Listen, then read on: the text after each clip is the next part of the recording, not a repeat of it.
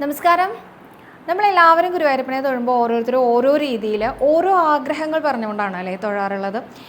എനിക്കുള്ള ആഗ്രഹങ്ങളായിരിക്കില്ല നിങ്ങൾക്കുള്ളതായിരിക്കില്ല വേറൊരാൾക്ക്. ഇങ്ങനെ എല്ലാവർക്കും ഓരോരോ ആഗ്രഹങ്ങളുണ്ട്. ഇപ്പോൾ എൻ്റെ ഈ ആഗ്രഹം സാധിക്കാൻ ഞാൻ എന്താ ചെയ്യേണ്ടത്, ആ ആഗ്രഹം സാധിക്കാൻ ഞാൻ എന്താ ചെയ്യേണ്ടതെന്നൊക്കെ ചോദിക്കുന്ന ആൾക്കാരുണ്ട്. അഭീഷ്ട സിദ്ധിക്കുക എന്ന് പറഞ്ഞിട്ടുള്ളൊരു ഗോപാലമന്ത്രമുണ്ട്, അത് പറയാനാണ് ഞാൻ ഇന്ന് വന്നത്. അഭീഷ്ട സിദ്ധിക്കുക എന്ന് പറഞ്ഞാൽ എന്ത് കാര്യത്തിനും കേട്ടോ, നമുക്ക് എന്ത് ആവശ്യങ്ങളുണ്ടെങ്കിലും നമ്മുടെ മഹാപ്രഭുവിനോടല്ലാതെ നമ്മൾ ആരോടല്ലെങ്കിൽ പറയാം. അപ്പോൾ ശ്രീ ഗുരുവായൂരപ്പൻ്റെ മുമ്പിൽ ഗോപീജന വല്ലഭായ സ്വാഹ എന്ന് പറഞ്ഞാൽ ഭഗവാനെ ഏറ്റവും കൂടുതൽ ഇഷ്ടമുള്ള നാമം തന്നെയാട്ടോ അത്.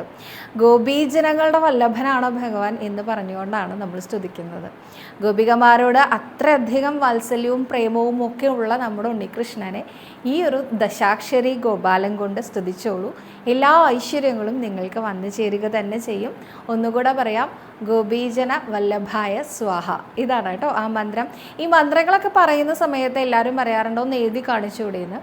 ഞാൻ എഡിറ്റ് ചെയ്ത് എഴുതി കാണിച്ചിട്ടില്ലെങ്കിലും താഴെ പിൻ ചെയ്ത് വെക്കാറുണ്ട് കേട്ടോ കമൻറ്റ് ബോക്സിൽ. അപ്പോൾ നിങ്ങൾ കമൻസിൽ കയറുന്ന സമയത്ത് നിങ്ങൾക്ക് കാണാൻ പറ്റും, കമൻറ്റിൽ പിൻ ചെയ്ത് വെച്ചേക്കാം ഗോപീജന വല്ലഭായ സ്വാഹ.